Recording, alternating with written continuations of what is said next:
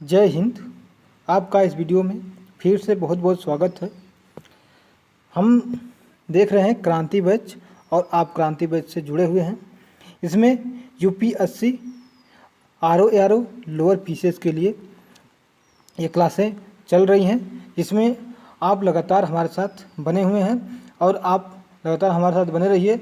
आपको ज़रूर इसमें सीखने को मिलेगा, आपको परीक्षा में इससे ज़रूर हेल्प मिलेगा, सहायता मिलेगा। आज का टॉपिक है प्राचीन इतिहास यानी एंशियंट हिस्ट्री से संबंधित प्रागैतिहासिक काल और पूरा पाषाण काल की जो भी टॉपिक है इसे देखते हैं और इसके पॉइंट भी देखेंगे। तो आइए साथियों शुरू करते हैं और चलते हैं इस पेज पर। यहाँ पे हिस्टोरी और हिस्ट्री के फादर यानी पिता कौन है? हिस्ट्री के जो पिता हैं उन्हें हेरोडोटस कहा जाता है। हिस्ट्री के पिता कौन है? हेरोडोटस हैं। आप इन्हें साथियों कंठस्थ करिएगा, ये कई बार छोटे बड़े एग्जामों में पूछा जाता है। हिस्ट्री के पिता का नाम क्या है? यह किसे कहा जाता है? हिस्टोरस हेरोडोटस को कहा जाता है। हिस्ट्री को कुल 3 भागों में डिवाइड किया जाता है, जिसमें आप देख सकते हैं। इसमें पहला है प्रागैतिहासिक काल, जिसे प्री हिस्ट्री का नाम दिया जाता है। दूसरा है आधि ऐतिहासिक काल, जिसे प्रोटो हिस्ट्री कहा जाता है। और ऐतिहासिक काल को हिस्ट्री कहा जाता है। तो साथियों आइए आगे बढ़ते हैं और देखिएगा यहाँ पे हिस्ट्री का गलत लिखा गया है। यहाँ पे होना चाहिए HISTORY। तो साथियों आप इससे थोड़ी सी भी विचलित ना होइएगा, इससे कोई ज़्यादा दिक्कत नहीं है। अब आगे बढ़ते हैं और देखते हैं प्रागैतिहासिक काल में इसे स्टोन एज यानी पाषाण काल भी कहा जाता है, क्योंकि इस समय जो भी वस्तुएं, जो भी औजार और भी सामान जो मिला हुआ है वो सब स्टोन से बना हुआ है, पत्थर से बना हुआ है, इसलिए हम इसे पाषाण काल कहते हैं। और यह 25 लाख से 3000 BC तक इसकी कालखंड यानी कार्य स्थिति देखी जाती है। और इसके बीच के ही हमें जो भी सामान मिले हैं उसे पाषाण काल के अंतर्गत रखा जाता है। इसे प्रागैतिहासिक काल क्यों कहते हैं? क्योंकि इसमें जो भी हमें सामान मिला है या ऐसे सामान से हम जानकारी जुटा पाए हैं, वे केवल जो पुरातात्विक खुदाई होती है उसी के माध्यम से मिला है।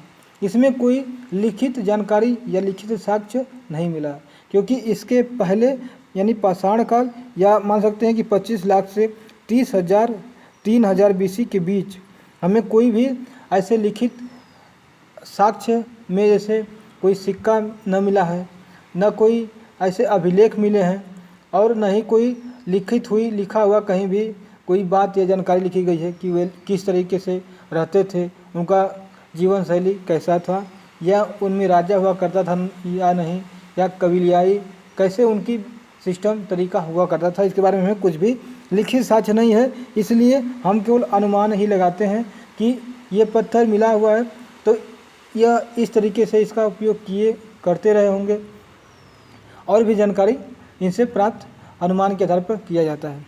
तो इसमें देख सकते हैं कि इसमें लिखित साक्ष्य नहीं मिला है। अब यहाँ पे एक चीज़ और है, यहाँ पे हमने लिखा है थॉमसन 1936। इसका मतलब क्या है कि जॉर्ज थॉमसन थे, इन्होंने 1836 में एक बात कही, और इन्होंने ये जो है डेनमार्क संग्रहालय में काम करते थे, वहाँ पे ही रहते थे, और वहाँ पे उन्होंने बहुत ज़्यादा वहाँ की जितने भी पाषाण कालीन औजार थे, सामान जो भी मिले हुए वस्तुएं, उन पर गंभीर रिसर्च किया, और भी आध्यात्मिक वाले भी रिसर्च किया, और जितने भी वहाँ पे सब मिला है उसका रिसर्च करते करते उन्होंने एक चीज़ निर्णय पहुँचा, और उन्होंने इसे एक अलग कालखंड के यानी एक अलग तरीके से इतिहास को बांटने का भी फैसला किया। इसमें इन्होंने भी 3 तरीके से इसे बांटा, और यह धातु के आधार पर बांटा था, यानी 3 भागों में। इसलिए थॉमसन जो है 1836 में इसे स्टोन एज कहा, मतलब कि इस समय स्टोन का उपयोग किया जा रहा था। दूसरी, जब सिंधु घाटी सभ्यता थी तो उस समय कांस्य युग यानी कांसे की चीज़ का यानी कांसा वो लोग बनाना शुरू कर दिए थे और कांसे का उपयोग भी वे लोग जानते थे, क्योंकि वहाँ पे कांसे की नर्तकी की मूर्ति देखने को मिली है। और ऐतिहासिक युग को यानी हिस्ट्री जो है उसे लौह युग यानी आयरन एज कहा गया है। क्या कहा गया है साथियों? आयरन एज कहा गया है। इस तरीके से उन्होंने धातु के आधार पर भी हिस्ट्री का विभाजन किया है। और किसने किया है? थॉमसन 1836 में, यह याद रखेंगे। इसी के साथ साथ यहाँ पे कॉम्पसन और ब्रैडीहुड 1961 में इसे 3 भागों में बांटा था। किसे? प्राक ऐतिहासिक यानी प्री हिस्ट्री को। और रॉबर्ट ब्रूस फुट जो एक इतिहासकार हुआ करते थे, उन्होंने भारतीय प्रागैतिहासिक पुरातत्व का पिता कहे जाते हैं।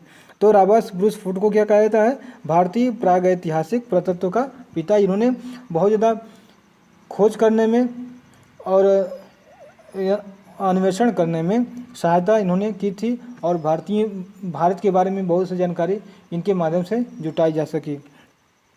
तो कॉम्पसन और ब्रैडीहुड ने 1961 में इसे 3 भागों में बांटा था।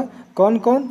इसमें पूरा पाषाण काल जिसे पैलियोलिथिक नाम दिया जाता है, दूसरा है मध्य पाषाण काल जिसे मेसोलिथिक कहा जाता है, और नव पाषाण काल जिसे नियोलिथिक भी नाम दिया जाता है।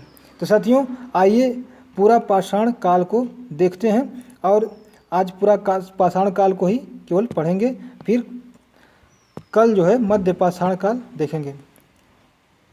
तो पूरा पाषाण काल का जो आयु काल है यानी कालखंड है वह 2 लाख से 10,000 BC के बीच है। हमने आपको BC का मतलब समझाया हुआ था।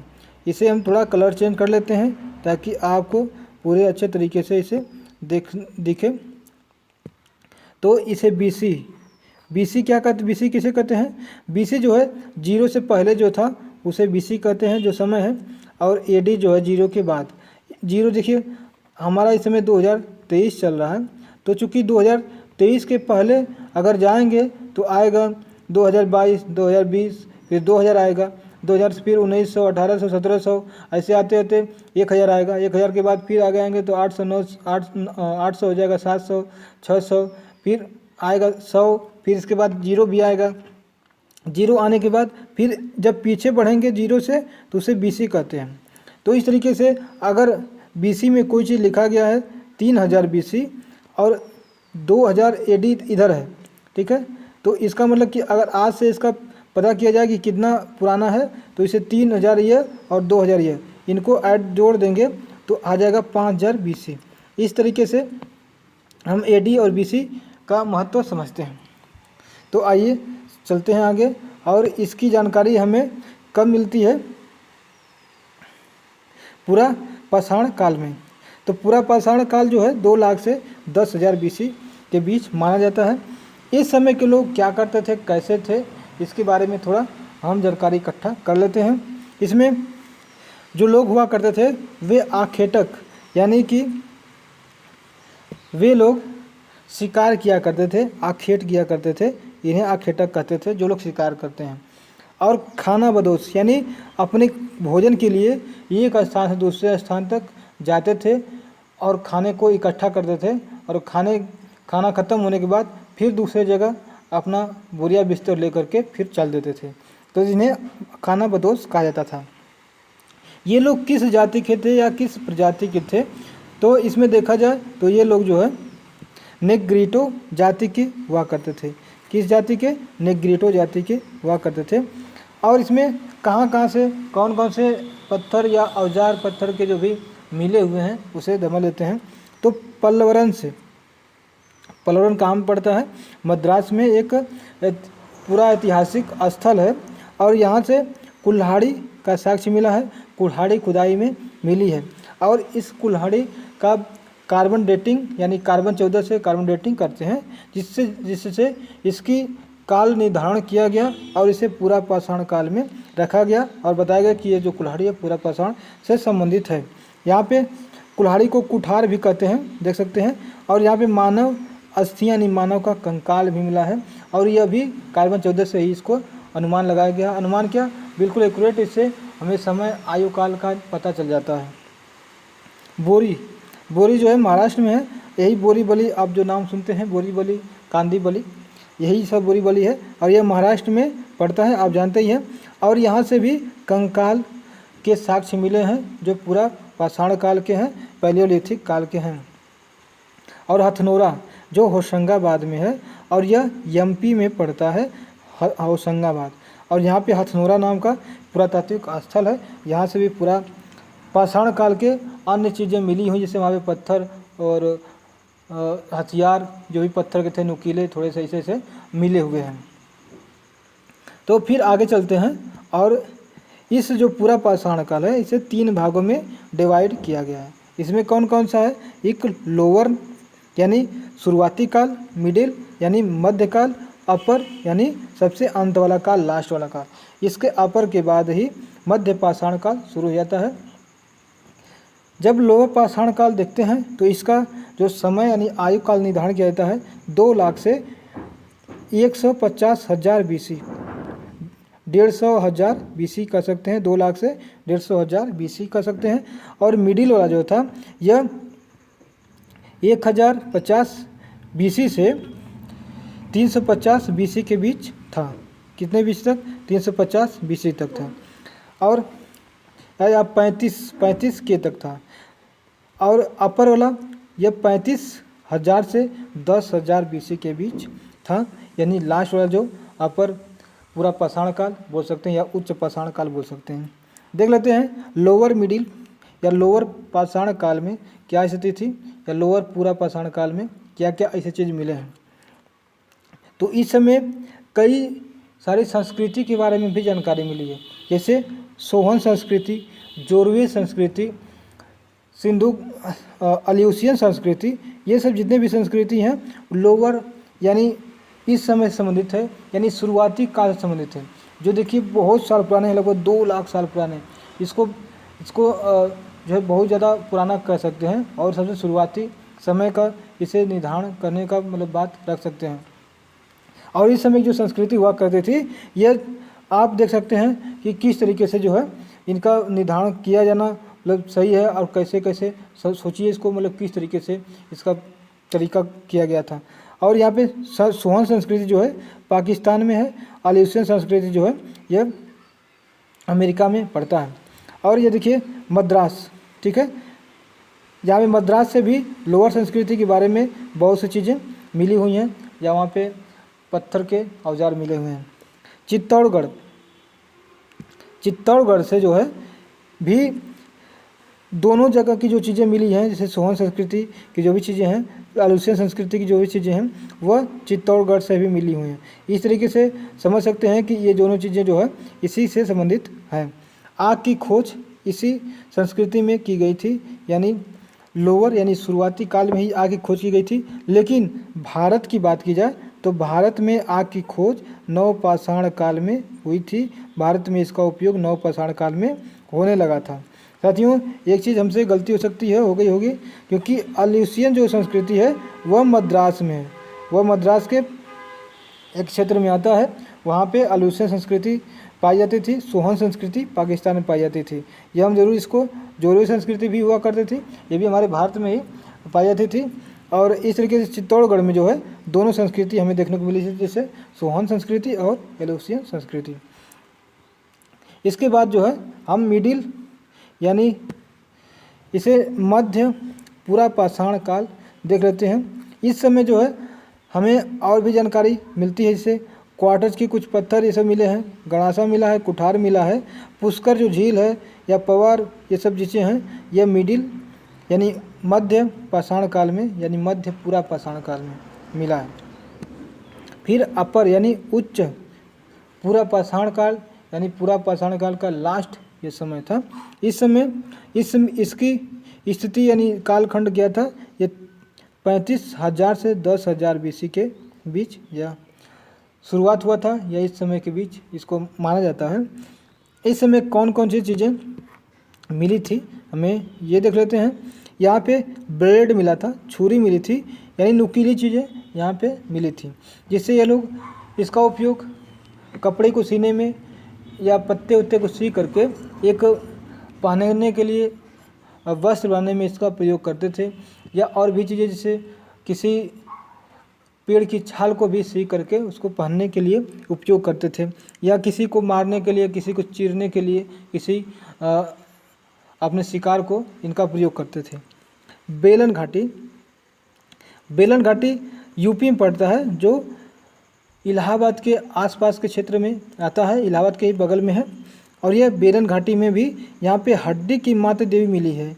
इस समय हड्डी की इन्होंने माता की देवी उकेड़ के रखा गया था, बनाया गया था, और यह खुदाई में पता चला है, यह मिला हुआ है। इसे हम उच्च पुरापाषाण काल में लेते हैं।